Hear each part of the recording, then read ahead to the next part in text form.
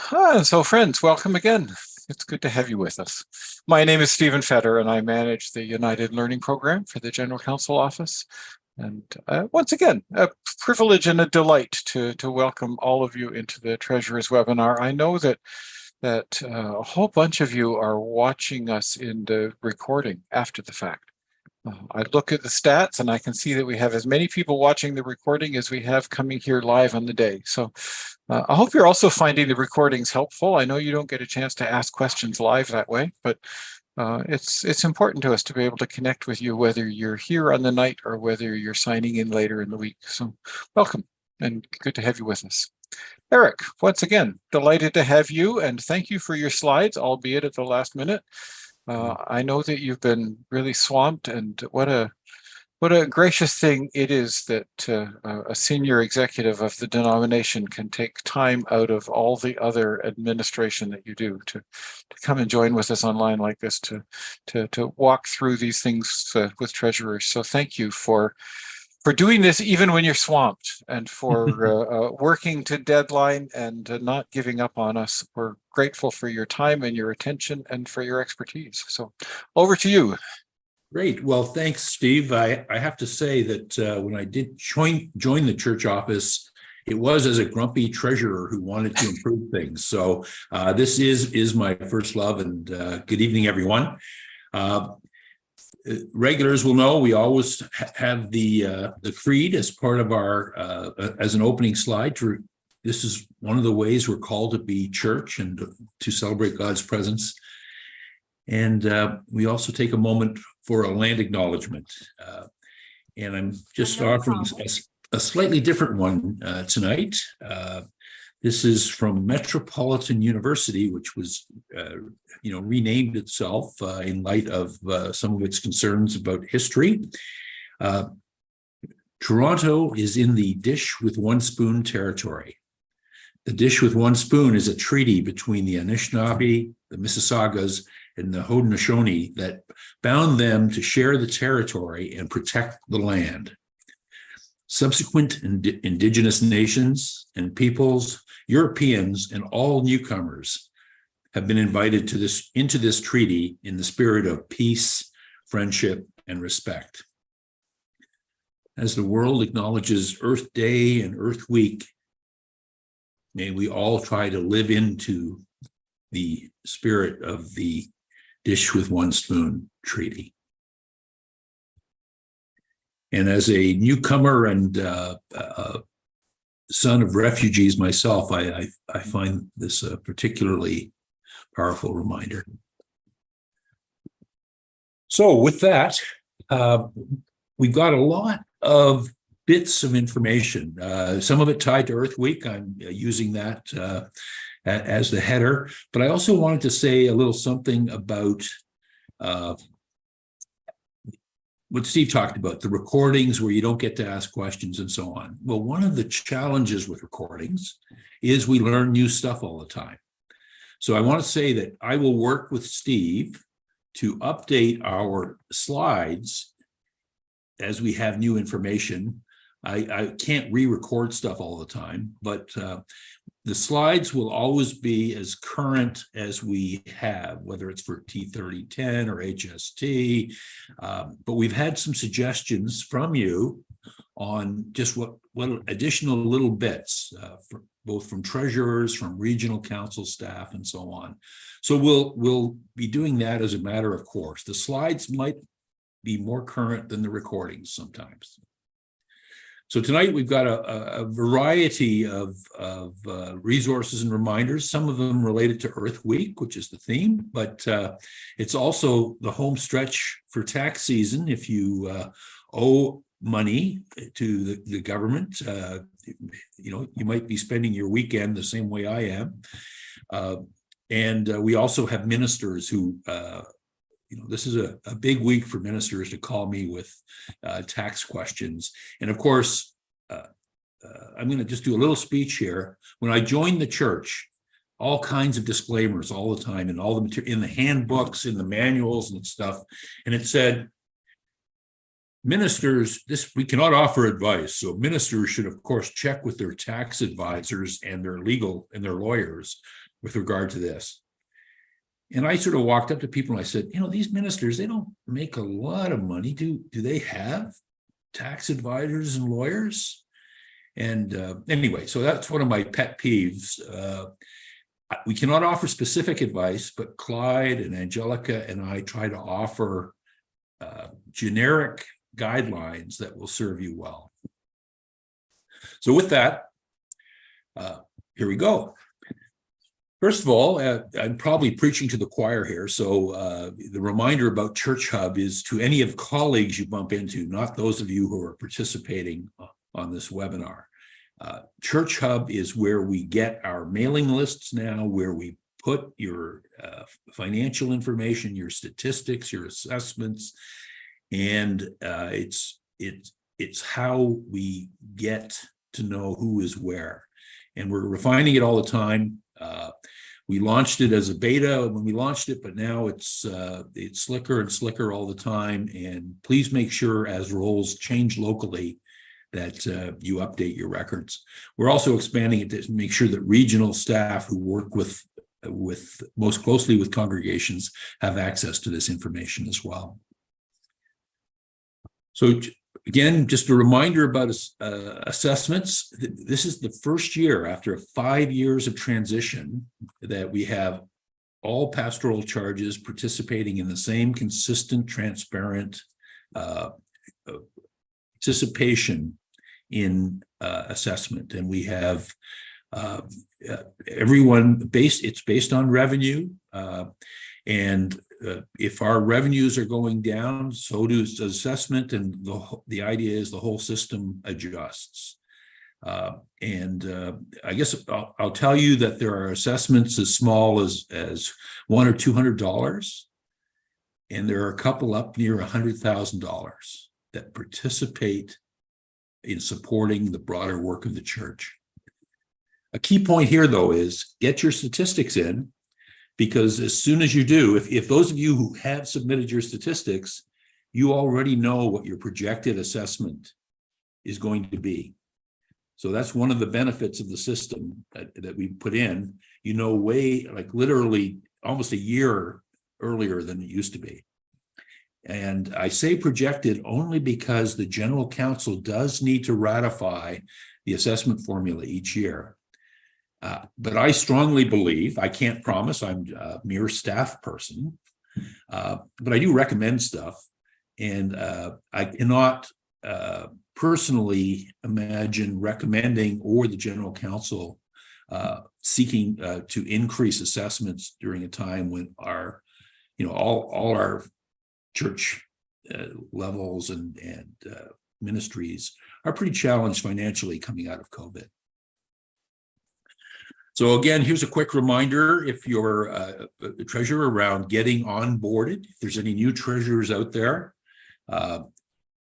Susan Jackson is a very good person to know, both to guide you and to scold you and to generally make your job easier by understanding how it all hangs together. So this is how you onboard as a treasurer. So now moving on, there's all kinds of new stuff. Here's some tax season stuff that we've had a number of questions on. People who've gone in, most people seem to do their taxes with software these days. I certainly do, and I keep track. I use TurboTax to keep track of how it handles ministers. I can't look at all tax software, but one thing where people have pulpit supply and have issued T4As is that the software says, oh, you're an independent contractor, therefore you must have a business name and a business number. Well, the way to get around that, some software insists you provide your social insurance number, others don't. But either way, by putting your name in again there, that's how you get around the online edit. And I thank a few people for flagging that for me. Another one is box 30 on the T4. It basically has a number in there in two scenarios. One, if the minister lives in a manse, which is increasingly less common than it used to be. much so. And the second is it's also the field that's used by the CRA in situations where a minister has requested that their taxes be reduced at source. There'll be a number in there. And I'm just a reminder that the most common treatment for T4A is box 48 for both the pulpit supply fee, but also any travel that goes with it, any mileage reimbursement, because from a CRA perspective, it's all income. It's very much an internal matter that we might split that out in some way. Okay, a few things that on the GST HST front, depending on which province you're in, not everyone's gets to have the joys of HST, but we have a number of CRA rulings and even a legal opinion that might come in handy in certain situations. So HST GST is not charged on asset sales by a charity, and we've gone through that and have a legal opinion should that situation come up in your circumstance. Another one is that rental income is not subject to GST or HST and does not count as taxable supply. So if you're looking at your rental policy, that's an important thing to know. Most entities, most charities, in fact, virtually all charities are incorporated except for us. And so, any company that deals with you on a lease situation, for example, or rental, will want, we just assume that there should be HST, GST that you're paying. So you may need to show them this ruling. And similarly, rental fees. We have, a CRA ruling. This is one that, frankly, we're all over the map and non-compliant in a lot of situations. But you can have a nonprofit rental rate. You can have a for-profit rental rate. But you are supposed to charge the same rate for members and non-members because it's a public service, the charity aspect of it. And you shouldn't charge a less than market rate ever to a for-profit entity, because then you're giving them an advantage, either over their competition that might complain, but even from a charity law perspective. Now, here's one from Clyde, and so if there's questions, he's the one to talk to, but hopefully everyone on this call either has their My Business account in order, or will find out that if they don't, that we provide some support services, or that you take action to do so, because pretty soon it's going to be the only way you can file your charitable return and things. We're not quite there yet, but one thing the pandemic did was accelerate everyone's online dealings. So if you have your My Business account set up, there's a profile tab, and Clyde here is suggesting here the best way to add people. And again, we strongly recommend that you have a couple of people as authorized contacts on your electronic account, because if circumstances change or if your treasurer leaves in a huff, you still need to know. The CRA won't deal with you unless you are an authorized person, and it's a bureaucratic circus. Clyde, anything you'd add on that? Not strong on it, but the one thing to remember is that your T3010, you put your list of officers and directors of your church, and that does not get them on the CRA My Business account. You have to do that separately. Yeah. We do have a help desk for this if there's any new folks out there, and we'll offer you an email address, but every church entity that does government filings should have a My Business account now. So here's again the kind of thing I talked about. Refinements and questions coming up, or hey, you didn't include something in your recorded webinar. So we did one, a specialty one for closure or amalgamation situations, and we didn't really speak to assessments. We talked about all kinds of regulatory things. So just to say that full assessments are due for the year. It's not like a hydro bill, okay? Where if you sell your house, you're cutting off your hydro on the closing date, and someone else has to start up the hydro. It's not like that. If anything, an assessment is more of an arrears type contribution, if anything. So we do ask that full assessments be factored into your disbursement plan or related to amalgamation or closure. As I said earlier, assessment projections for the next year, for 2024, are subject to an annual ratification. Change is unlikely, but possible.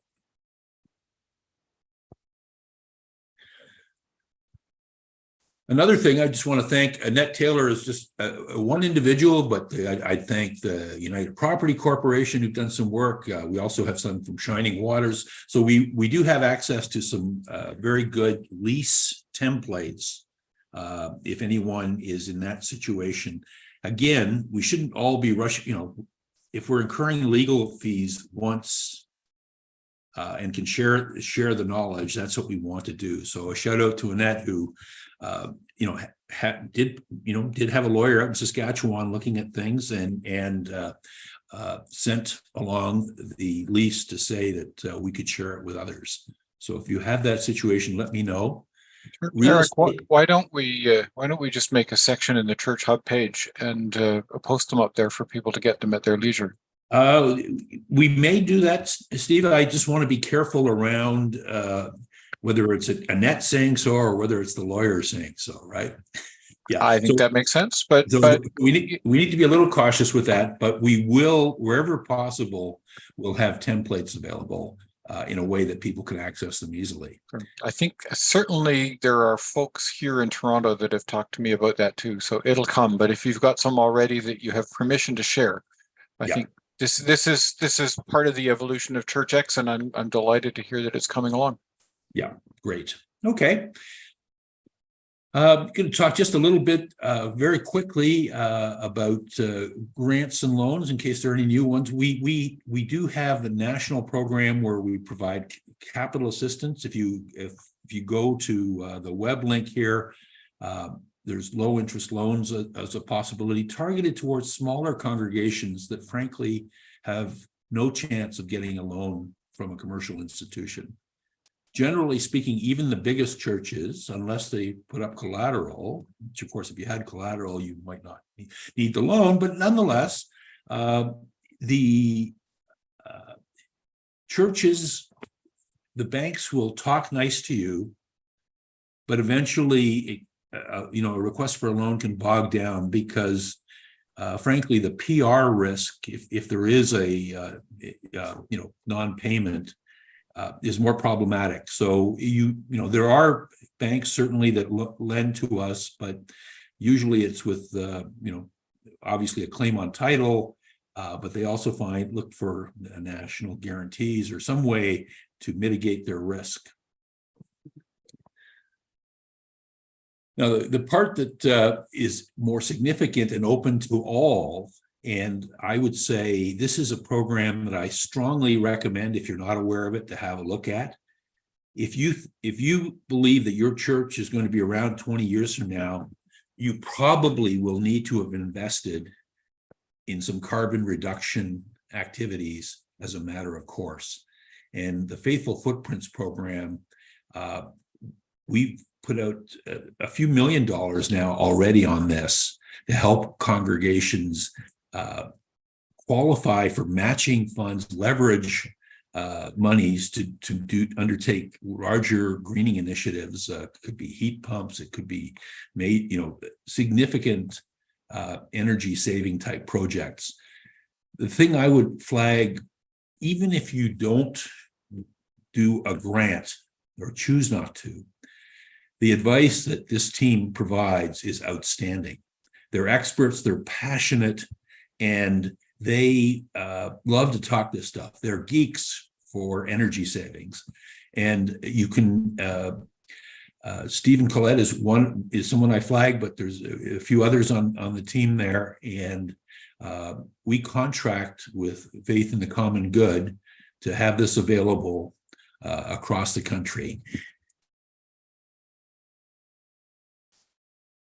And on Earth Day last week, we launched our second sustainability report. We do them sort of a biannual thing, but I would encourage you to have a look at this. Again, you could just Google Faithful Footprints and have a look at the sustainability report. If your church hasn't done something, you'll see examples large and small in there for what churches across the country have done to not just be greener, but to save money and hopefully engage people too, because this is something that we all have to embrace and get involved with.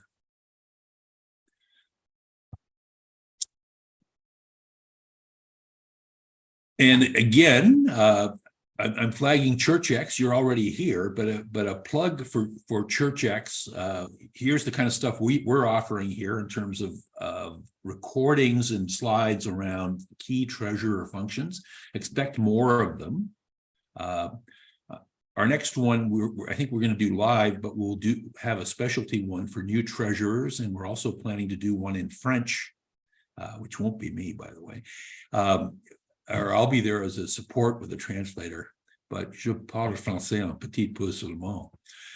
So just to say that this is the new platform, and a key one coming up that you should see advertised on your ChurchX platform is, you've heard me talk before about TUCC, TUCC.ca, and Catch a Britain. In my opinion, the best resources I've seen across the country. Every region tries to have some good stuff, but there's just more and more detail available at tucc.ca. And this is an organization that started out supporting one conference, Toronto conference back in the day, but now supports several. And I recommend their resources across the country. This particular course actually costs money. It's a full day workshop. I think it's $229, and I think there's a discount if you sign up. But for anyone, both on the missional side and the nuts and bolts of contracts and what to watch out for, risk management, everything about making your building a community asset, I recommend this source of information. And I think there's a cutoff of around mid-May or something for enrollment, but you can see more information at your leisure. Another item that you may or may not know about, I will perhaps arrange to have the folks come on and do a brief overview, but Buying United has the theme that we're doing across a whole bunch of things, and insurance, procurement, CRA, all kinds of things, is trying to deliver some value to our congregations at scale. So this used to be looked after by the Edge folks, and we've signed on now with Roundtable Procurement Services that do procurement deals for all kinds of nonprofits and charities. I think probably small business too, but their focus is very much nonprofits. So worth a look to see if you can save a few dollars. As with all things these days, I think you need to create an account and sign in and remember your password and not be late to your webinars, which is an Eric Matheson dig there for a moment. Okay, a few reminders on the payroll side or HR side. The regional cost of living group changes do take effect mid-year. This is an increase in cost to some folks and no change to others.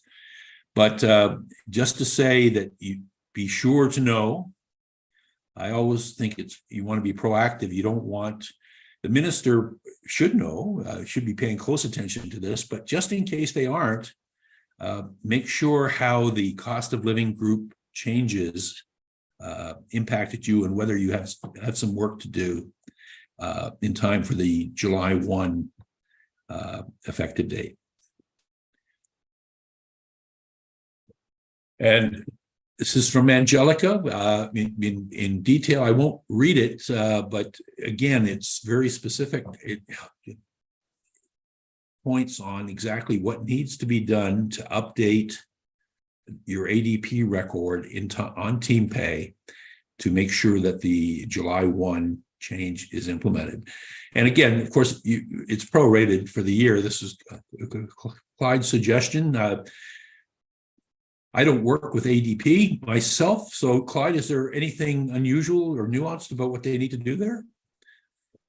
No, you would go into the basic, where the basic salary is recorded on the ADP file for the minister, and just change the dollar value. But as it says, I mentioned about prorating it because it is only half a year, and you're spreading that over the number of pay periods that you have until the end of the calendar year. And then the full amount will kick in. And Angelica does mention here that if you've got a minister that's at a level in the pay scale plus 20%, this cost of living will be that cost of living plus 20%. And so you just got to watch the numbers a little bit. Thank you. Okay, and here's another one, costs going up. We do have a team pay fee increase effective July as well, and an inflationary increase of 4.3%. As horrible as that sounds, I can tell you that it was going to be higher until Angelica got to the negotiating table. So a shout out to her for keeping that down from what, frankly, other clients have been seeing. So that will come through. That will just be reflected on your statements, but just so you know that it'll be a change there. And as we do each time, we offer the contact information for the payroll team at the General Counsel office and for ADP. One thing you might want to confirm, if you haven't already, is that you have authorized Angelica and Angelica's team to be able to look at your stuff. There's a one-time authorization that you need to provide, but that enables them to troubleshoot for you and look at records directly if need be. That's the only time they would. We don't have a particular need to look at anyone's records unless we're fixing something. So again, if you know, you probably have, I think most congregations have now, and we may even reach out a little later to to any folks that haven't, just so we can get so we don't have to check and remember who is or who isn't. Okay, so I've covered a few things there: payroll and CRA and some of our programs. Steve, are there any questions folks are presenting so far? Yeah, no, I've been collecting them. We've got questions on a bunch of different things. So bunch of Church Hub questions. Who should people talk to kind of get some assistance with Church Hub and negotiating it and figuring it out? There's questions about how to enter people in a different role, how many roles there are, whether the roles match the names that they've got at their pastoral charge, that kind of thing. Is there a person at General Counsel that they should contact about these questions? Yeah, I think Susan Jackson would be the best one. The first thing we want to do is have treasurers enrolled. The there's a lot of security. It's and frankly, the most biggest and most complex programming part of the whole thing is having the right security and views and levels for the types of information. And we've recently expanded the treasurer access to be able to look at a few more things consistent with like what's called the church admin. But if you have questions in that regard, an email to sjackson@united-church.ca would be a good way to go. Great. I have just put her email address into the chat there for folks. So Rob, George, Michelle, James, you've each asked questions about Church Hub, and I think your questions are specific enough to your own situation that asking them of Susan is probably more helpful. Certainly when I was looking about in Church Hub on behalf of our congregation and changing roles and that kind of stuff because somebody had died, it's a little clunky, but follow your nose and you can probably find it. But if you need to, Susan can probably help you find what you need. So I don't think we need to pursue that a little bit more. A couple of people are asking about CRA questions, My Business account, and specifically how to change the owner on a CRA account. So there's been a couple of responses in the chat, but I wonder whether Clyde might be able to say just a little more about what's the process here if you need to switch the owner from one person to another. My understanding is, and I have to put it that way because being a client, I'm a representative, I'm not an owner. But if the person who's an owner on the account goes in and there's a tab like up on the upper right-hand corner called Profile, and they go into there, they can add owners. You will need the name and phone number for the owners, but you can add them there. Maybe the social insurance number too. Quite probably. Yeah. I know there are 2 owners on our pastoral charge one, and we needed to provide social insurance number because that's how we verify that we're real people to the Canadian government. That's right. So whole slew of different questions about the salary changes that are coming down the pike for the 1st of July. I think some people know what's going on, and for other people, this is brand new. So, Eric, I wonder if you could back up and start from the beginning and help us understand what is changing on the 1st of July, why there's salary changes that aren't happening on the 1st of January, what's going on, and what do people need to do? Can you kind of give us the thumbnail sketch for dummies? Sure. And this will be... I know it's the 4th or 5th time you've done it, but I think no. This will be, all I'm saying is this will be a little less expert than you might get from the HR folks. But just point us that maybe that's helpful. Point us in the right direction and give us the broad overview of why this is happening. And then if people need the specifics, they can nail down the numbers later. But give us the concepts in sort of thumbnail sketch. Why are we doing this and what's going on? Sure. So a number of years ago, I think about 5, actually a little longer, but a number of years ago, the church moved to is called a comprehensive salary structure, and within that is provision for a regional accounting or adjustment for housing costs. So if frankly, if you work in downtown Vancouver, the salary chart is different than if you work in a rural setting where accommodation costs are much lower. And the original program was based on asset value, the actual cost of homes in a region,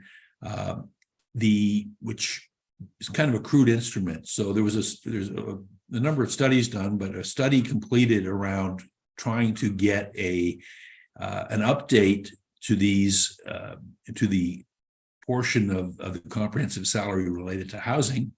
And it's tied to a variety of factors which are described, if you go to the website, they're described at considerable length.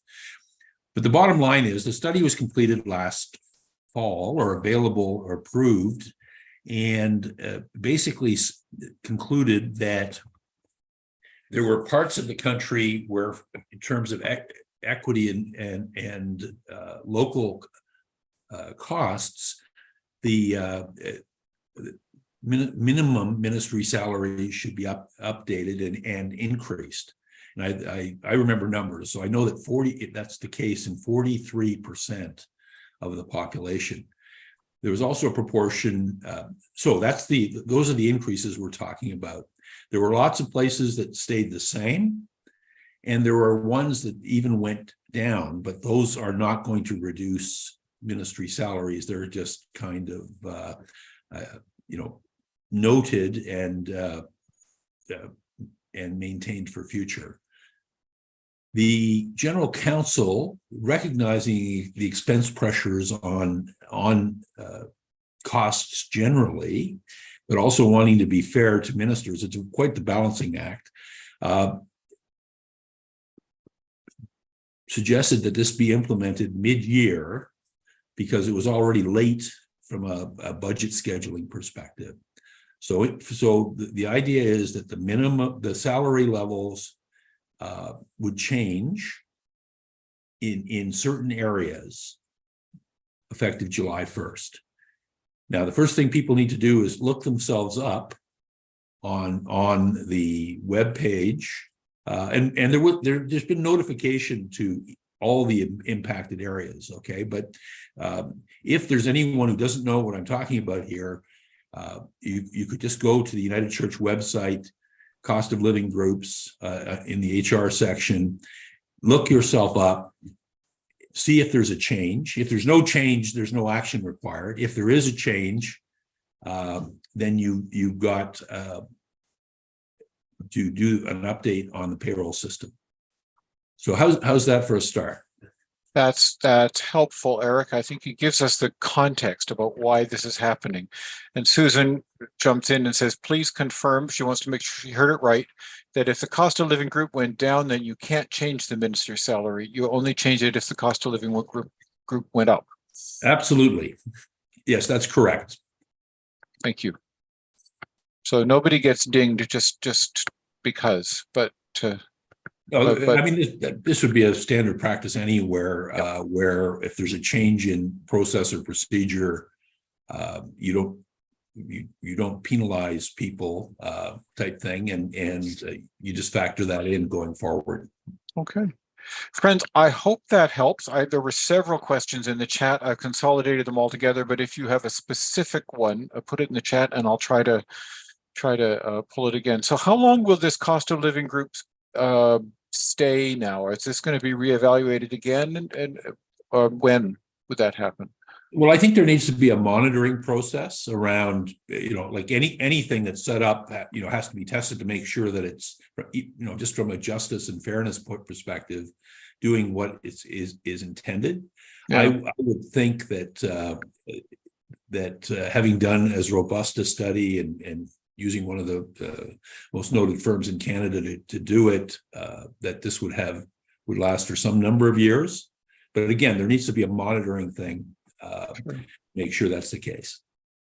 The study is supposed to be done every 3 years, according to the way it was originally passed by General Counsel 8 or 9 years ago. Okay. And this is the first time it's happened. First time it's changed. They've had to study. Oh, have they? Oh, interesting. Yeah. Okay. Yeah. Good, that's helpful. Anybody know about an email that came out from ADP recently about an annual schedule? Several people have received it and they're not sure what that's talking about. Every year they send out an annual schedule of your paydays, the date it has to be submitted, the date it's processed, the date the money comes out of your bank. And it gives you a chance to look at it and adjust dates if you need to. Sure, thank you. So circling back to the CRA question, the owner on the CRA account, the easy way to change the owner is if the owner is still around. What if the owner isn't around? What if the owner's left the organization or has died? Clyde, what do we do then? Then you got to go through hoops, and right now you would sit patiently and twiddle your thumbs because the CRA They're is all not on strike. responding to the phone. Right. Yeah. But just to say, again, that there is a bureaucratic maze to navigate there, and we do have Rose Camborne staffs at the help desk for us on that, which is one of the email addresses that we make available at the end. Yeah, some people are saying that the email they got said that our request has been received.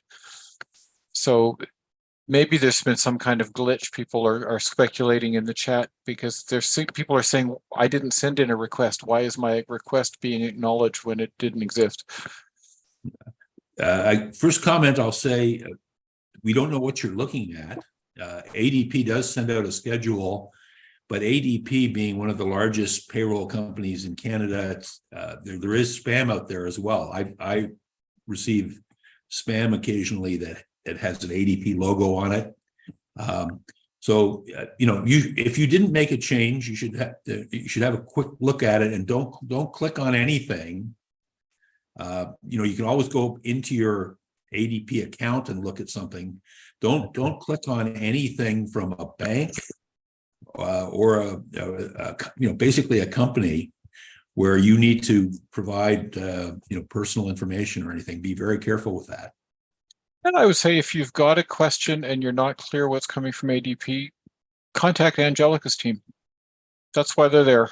And even forward her a copy of the email and say, what's this? I don't understand. Her email address is always at the end. You can do the same thing with picking up the phone and calling ADP direct. Sure. Or send it to ADP if you want. Yep. They would love to know if it's a scam mail. I bet they would. Thank you. So there we go. And the copies in the chat, I will let Eric or Clyde read that and see if that makes any sense. And meanwhile, I'm going to carry on. A couple of tax questions came in right at the very beginning of our evening. I'm not surprised. Yeah. So question read, the purchase of a piano for $9,500. Should this be listed as a CCA item? I guess that's a capital cost adjustment, accounted for over several years. Can I claim the full HST rebate on this item in the first January to June, or do I have to extend that over time too? How does that work with a capital cost like that? Let's see if Clyde and I say the same thing. So Clyde goes first. Okay, I'll go first. I don't mind. The $9,500 cost you capitalize, but only do it if you are already using the CCA for other assets. Do not start that at this point, because that gets you into some real interesting times when you start going into capital cost allowances. If you were working with an accountant who is doing your books at year end, they will capitalize it for you, provide you with the information. The taxes you can claim back fully right now. So that's the way I would look at it. And what I heard Clyde say, slightly different language, is expense stuff if you can. But if you have someone looking, if you already have a amortization schedule for stuff, by all means you can add it. But you could also look to expense it. Is that fair, Clyde? That's right. Okay. And remember, the first year it's only 50% you can amortize. Right. And as soon as if it's cash out the door, you claim the rebate. That's the way I would say it. Yeah. Thank you. Second tax question from Susan Dixon Dyke. Does anyone know what NAICS code a lay pulpit supply person would use? We used a T4A code 48, fee for services, and this prompted a T2125, which needs a classification code. T2125 is for self-employed people. Yep. This T4A could be put on other income line. I don't know the line number on your T1 form. It would get away from needing a T2125. Okay.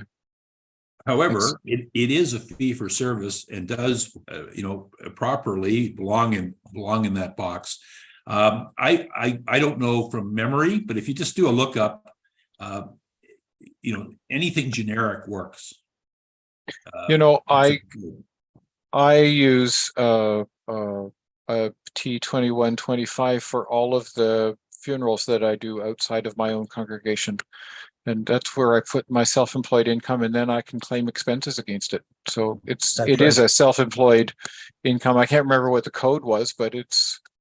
Steve, if you knew your code, we could use that one. Yeah, no, I can't remember what the code was, but it was counseling or something or other. It wasn't.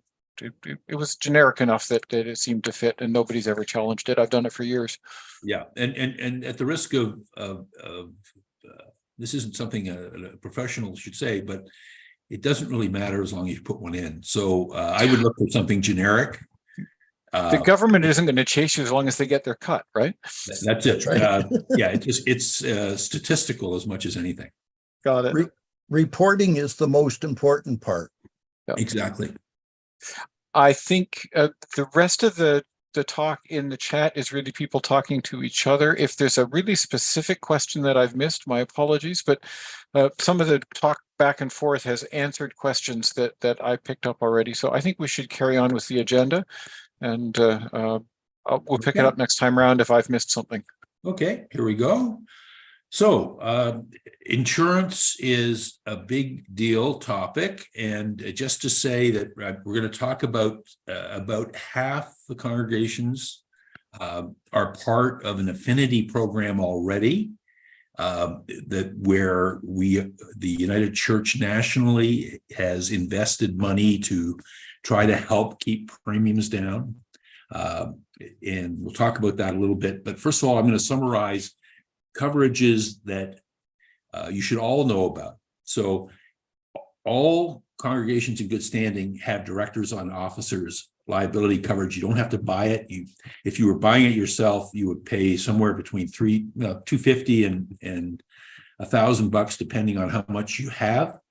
But we have an umbrella policy that covers all of those, and I pay for nationally that basically the cost is a fraction of what it would be if individuals had to pay it for themselves. No one should join a charity board without ensuring that entity has directors and officers coverage. I hate to say it, but it's a more litigious world, and that is my advice very strongly. But you have it. And just to say, it covers committee members, it covers volunteers operating in a governance role, not just on the board, but if they're on the stewardship committee or if they're on the property committee or whatever else. So it's a broad-based coverage at no cost. The certificate, should you need it or want to see it, is available online, and you could print it. It's just a few pages long. This is new and really so much better than anything I've seen. So it was originally, we've been looking to improve insurance type coverages, and we now have more capacity to do so with this self-insurance program that I'll talk about. But this is available whether you participate in the UCC Protect program or not. Doesn't matter who you're insured with. You can get third party. We've expanded it. I think I've talked for a few months now that it's coming. I haven't even announced it. I'm supposed to send a letter to everybody and do that kind of stuff, but it's live. It's available. It's there for you. And you, to the extent that your tenants and building users should have their own insurance, you can direct them here. And it's online, it's 24/7, and you get your certificate with, literally within 10 minutes, which is like an immense improvement. So I'm really pumped about this. There's the web link. It'll be in the slides as well. Now, everything, again, this is just the way it is. Funds are collected. You pay online. That does mean you need to have a mechanism to pay. Some of us might have to use our own credit cards if the church doesn't have one, or if you have. But in any case, the certificate of insurance is issued right away to the user. The church, the participating, the church office is notified, and it happens very quickly. So I tried one. I've tried this out. You do have to set up an account that you provide this information to your tenants or the web link. But I put in a 3-hour birthday party for 30 adults at a church, at my own church. And again, one of the ways it saves money is that it's actually duration. It factors in duration. So if I wanted to ensure that, and frankly, that's a decision that you will make locally based on your risk management profile, I would pay $12.83. If I was serving alcohol with a special occasion permit for the same thing, and by the way, you really want to disclose that if you were doing something like that, it's about triple. But give it a try, particularly if you're looking to expand your building use. The concept is you want, in the same way if you were renting, out your basement in your home or something, you want a tenant or a user to have their own insurance so that you aren't impacted by something they cause to happen if there's damage or litigation of some sort. So anyway, this one's pretty cool. Everyone who's used it so far has found it just night and day easier. And the big step was making it available to all congregations, whether they're part of the Church Affinity program or not. Okay. Just a few things about insurance. We have looked really hard at trying to have cyber risk insurance. This is, if you have privacy breaches or if your system's knocked down. We did have that available briefly until the insurance companies found out just how variable we are across the country in terms of how sophisticated or not we are on IT. We still have folks who do their minutes by paper, and they're I won't get into that detail, but suffice it to say, we have some very sophisticated congregations that have top of the line security, multi-factor authentication. Your phone, literally to log into a church system, you get a text on your phone, that kind of stuff. And we have folks that are less than that. Much less than that.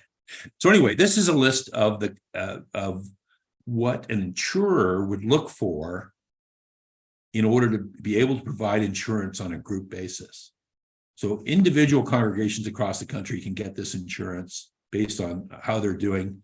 A lot of you, though, couldn't. And so one of the things, this is some of it's normal stuff, updated software, virus scan. I mean, you want some of that even on your home system.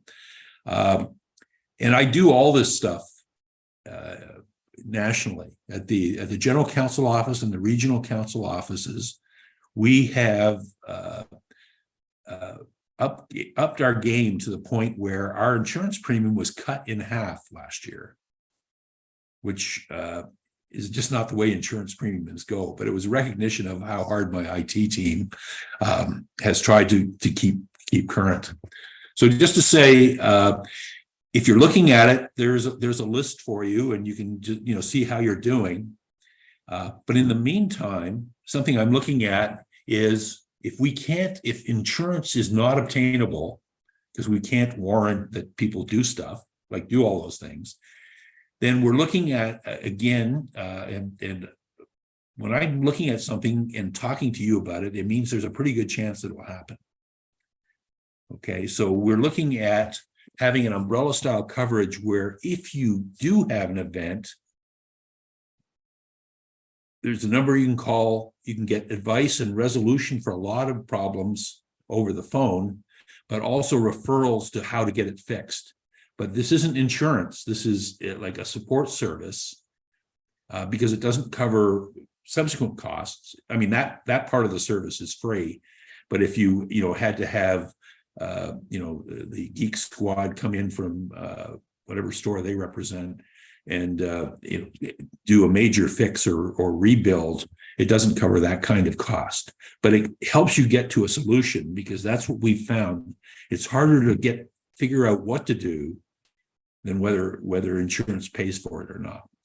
So that is something we're looking at, and it's possible that I may even, it won't be charged to congregations. If we proceed, it'll be on the basis of my national finance committee supporting it, and potentially even having our internal insurance company pay for it.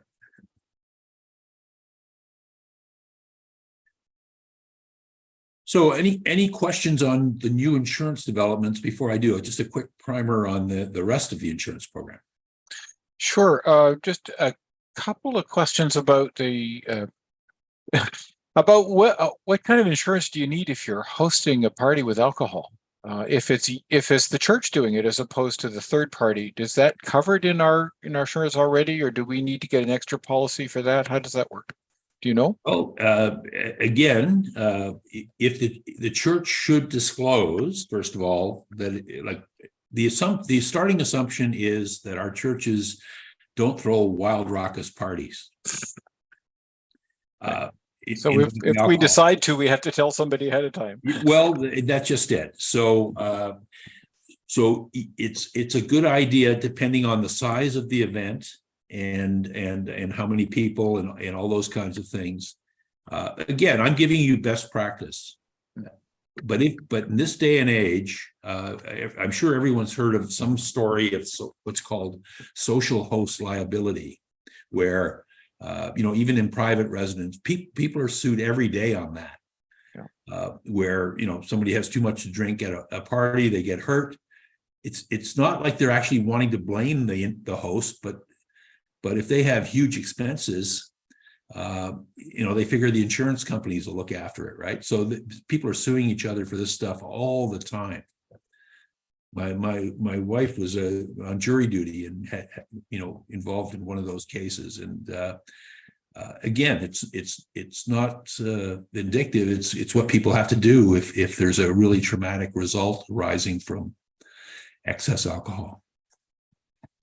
So George says, when people host a social event like a shower or birthday party at the church, we ask for a donation. Do these events need third-party insurance? Certainly, my answer to that would be yes, but judiciously. So certainly, if there's alcohol involved, again, I'm giving you prudent practice advice. You can't hurt my feelings. Lots of times folks don't follow my advice, but you should, in the case of alcohol, I strongly recommend that you require proof of insurance and refer them to the $37 that I had for the example I used. So that is just one example of a place where they might buy their insurance. But you're saying we have the right to require they produce an insurance certificate. We don't have the right to say you must use our company. Oh, no, we don't care who they use, but I guarantee you that this particular offering is very simple. Even if your father or mother is an insurance agent, it's still more complex than this online solution. A couple of questions around turnaround time. Ken says, I sent a question to UCC Insurance about third-party event insurance over a week ago, and I'm still waiting for a response. I can tell you that our service level there is not anywhere, and I've got a slide on this a little later. We've been swamped with this transition. So the third party, depending on your question and your time frame, like if it's urgent, even flip it to me, I'll have someone look at it quicker. But this transition has proved to be more challenging than certainly I ever envisioned. One of the biggest reasons is that if folks were dealing with a local broker and now aren't, we don't know for sure even who to have reached out to with renewal information and so on. So the service levels are not what they could be. And if your request is time sensitive, then you should escalate. Thanks. And Edwina, I think that picks up your question too then. So last question, and then I'll hand it back to you. Rob is asking about cloud storage and whether there's a UCC policy. For example, he says many organizations want or require that the cloud be physically located within Canada, not outside. What are the policies around using OneDrive or Google Drive or one of those cloud storage services, Dropbox? Well, again, nationally, we discourage Dropbox and even Google Drive to have more secure arrangements than that. But folks use them. Nationally, we have enough people in the United Church that are sensitive to this notion of their information being accessible to the U.S. under the Patriot Act and all that kind of thing, where we, with every vendor we deal with, we express a strong preference and where we can, a requirement that servers be in Canada. And frankly, Microsoft has done a lot of changes to make that happen now. So we're about 95% or so compliant. And locally, again, you need to factor that in with what other alternatives are available, balancing cost and so on. But it's an increasingly common ask. And, if you are considering multiple vendors, you should make that one of your selection criteria. That was one of the criteria for choosing ChurchX too, the new web platform that we're using. That's the questions for this time around. Eric, go ahead. Okay. So just a quick recap, and sorry to keep harping on this insurance program, but it is something that the General Counsel Office allocated from reserves $3 million. It's structured as a loan. We hope to get repaid someday, but even if we don't, the goal is to save over $1 million a year in insurance savings for our congregations. So we've been delivering these savings. Frankly, again, if the service level, we've been completely swamped. I personally have been working 7 days a week, and other folks have been doing lots of overtime too. So, but we are delivering these savings. We're targeting a program where every December, participating United Churches, it's voluntary, will have their insurance renewal. This first year of setup, we have to get bank information, we have to connect with the right person, and all of that. But we are delivering the promised savings. So if in December, there was December 2022, we were unwinding the prior year's increase. For the other renewals, there have been even more increases. We were unwinding those. So folks right now are looking at a 25% premium reduction. Now, that will apply until December, and I can't, and we can't protect folks from inflationary increases and inflation in the construction industry. But the whole idea is that the United Church is participating in the risk. And if we continue to have the loss ratios that we have had, then we'll be able to save our congregations money, because there isn't a profit component. We have no interest in making a profit on this at all. We just want it to be sustainable. And we are also taking out the broker commission is reduced dramatically, and also the frictional costs of processing. So we are looking to save money for our congregations. That's the whole reason for doing it. And just to say that if you're renewing, if you renewed in March, you would get a 9-month policy with those savings. If you renew in June, and by the way, if you renew in June, we're starting to get back on track. So your June renewal should be coming out next week. If you're a June 1 renewal in the UCC Protect program, by the end of next week, you should be getting the email we default to treasurers, even if you aren't necessarily the one doing insurance. You're the one we know exists.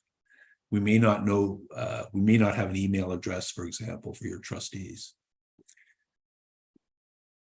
In December, we weren't really accepting any new entrants. That's somebody insured elsewhere. They would have to apply, of course, and we were insisting on current appraisals, which is a significant cost. If there is an appraisal, great, but you're invited to apply for the program, knowing that the first policy, if you accept the quote, would go to December of this year, and then there's a renewal process. That's what I mean by new entrants will get a short-term policy to align dates. In the short term, we're reducing premium rates. We do expect significant service improvements over the next few months. I'm going to say evidence to the contrary right now, but we're doing everything we can to fix it. Longer term, if we get some of the growth that we expect, we still need, reasonable claims experience. But even with big claims, they're reinsured. We aren't taking this risk all by ourselves. We still have reinsurance for all largest claims, and we're participating instead on frequency. So the industry has been levying increases of 25 to 50% almost annually lately, but certainly over the last couple of years. And it's related to weather. It's related to other areas. It hasn't been the church loss experience. It hasn't, people say, well, I've never made a claim. Well, even the whole church system hasn't made that many claims, and yet our insurance premiums have been going up like crazy. So the whole idea is that we, from a market point of view, try to, live with our own destiny. And if it continues okay, then we can contain cost increases. One of the challenges from a risk perspective is, our buildings on average are older and might need some upgrades on electrical, heating, plumbing. And of course, the most important thing of all, the church roof and the church boiler, right? So just as a bit of a recap for folks who haven't heard, we created what's called a captive insurance company, which means that we always had an element of risk that we participated in, but now we've increased that. As I say, the church has invested $3 million, and with the premiums and the loss, normal loss ratios, we'll be able to try to stabilize insurance premiums. We also have the other components that we talked about: third-party liability for renters, the directors and officers, and we're looking at this cyber assist program. We're also going to be looking at reduced amounts. Right now, all insurance is based on replacement value, but as a practical matter, many of our churches, if you think that you probably wouldn't replace your church as is out there, you're not alone. So we need to find, which we believe we can do in this arrangement, insurance solutions that work for us, as opposed to what the industry demands of others more routinely. So, we obviously, want everyone to look after their buildings and try to reduce the possibility of a claim, but we're also looking to be more responsive and more tailored to the needs of the church. There's some tips here on claims. I'm not going to, things you can do, but I'm not going to harp on that. This is really for any new folks. The key points I want to draw on, replacement cost for our buildings is huge. Maybe we need less than that. So we do anticipate offering a variety of different options that aren't replacement cost. Co-insurance is one where you pay more than the deductible if you're underinsured.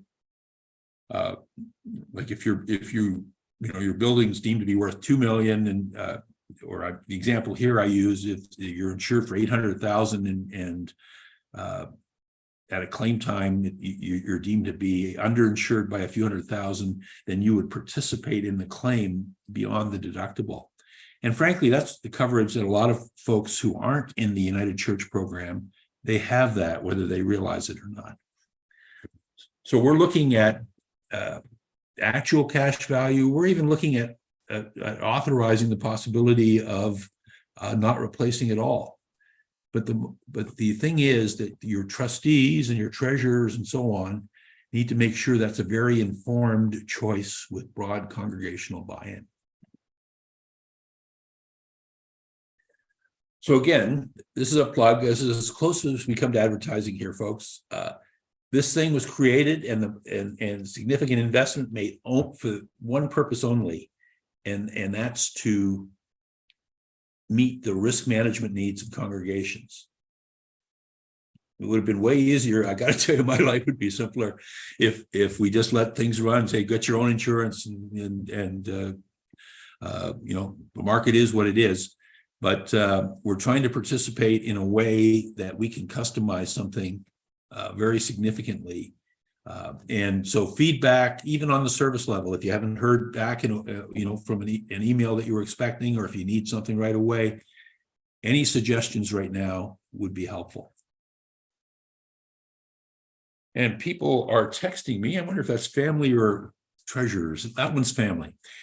Service in the new company is going to be a lot better. The automation is coming. The problem is we need to get everybody set up first, and that's about 1,000 individual insurance policies that we're dealing with right now. We're coming back on schedule. We've been slow for the December and March renewals, but we're going to be on time for the June renewals. And then we expect to be pretty automated this fall when we look to do the first renewal. And again, we rushed this on purpose. I just didn't realize how much of a rush it would end up being. But you know, we are delivering savings to over 1,000 congregations right now. So we're winding up here, folks. This is the regular slide with the different contact information. We've had a few questions about the CRA. So Clyde's, if you've got an active account, there's some ways to update it and bulletproof yourself from future changes. If you are in a situation where you don't have registered contact, if you're in that bureaucratic maze, we've got a help desk for you. And we've got a number of email addresses here for other types of questions. And I guarantee you that every one of these, let me look at it here quickly before I say that. The self-insurance and Eric Matheson will be the two slowest to respond. So with that, I'm going to stop sharing and just see, Steve, if there are any other questions. I love to see the more faces here. I've got a display with about 25 at least, I think. And it's great to know that you folks continue to serve the church in this way. Thank you for that. And any other questions, Steve, that you want to point our way? Sure. Questions coming in around insurance, and it's mostly around how do we sign up and what's the turnaround time? Well, one of the things we're actually wrestling with, the turnaround time, you should be looking at this a couple of months before your renewal date. Typically, not just because of turnaround time, but even it's completing an insurance application is not the world's most pleasant task. So you should aim to do it a couple of months in advance. We are looking at and have greater underwriting authority now with our own arrangement than we used to. Everything used to have to go to an underwriter, but it'll still take some weeks to finalize. So Karen says they wrote in February and haven't heard. Does that mean that something's gone wrong and they should rattle a chain? Well, it depends what wrote means. If they sent an application, it says our church submitted this in February and have not heard as of yet. Okay, feel free to flip that one over to me, and I can move stuff to the top of the pile. I just don't want to do it all the time. Great. And a couple of people have a June 1st date, which would be almost precisely 2 months from now. Is that coming too close to the wire? No, they should, no, actually, this is a time where you should go on to the UCC Protect website, get an application and see what your additional requirements are. Our goal, just so we're clear, is we're hoping to be able to provide double-digit savings. That means more than 10, compared to what you would get with your renewal, in this case in June. We won't be able to do that in every case. Sometimes there's underwriting differences or even mistakes. But because of the savings we're taking out, we're hoping to do that. So Valerie says, I reported an increase in real estate value of the land, no building changes, and our insurance increased. So it's tempting to be less than truthful on our stats report if this is going to happen next time. That sounds odd, because again, insurance is to replace the building. So I'm just going to, if you wanted to raise that with me, feel free. And I don't know if that was with the UCC Protect or otherwise, but feel free to ask about stuff like that. And of course, the insurance company doesn't look at the stats that we report anyway. That presumably, you're talking to the insurance company about it's what you report to the insurance company that would affect your premium. It's not what you put on the blue forms. Oh, absolutely. And just to make it a very important distinction, because lots of people do seem to get this wrong, your insurance replacement value can be several multiples of your market value. So how do they apply? Where's the application form? The application form is at the UCC Protect webpage, which I think was listed in there, but it is an easy Google on the United Church website. Okay, UCC Protect. Thank you. If you type UCC Protect United Church, it'll just show up on Google as the first line. Great, thank you. It does to me.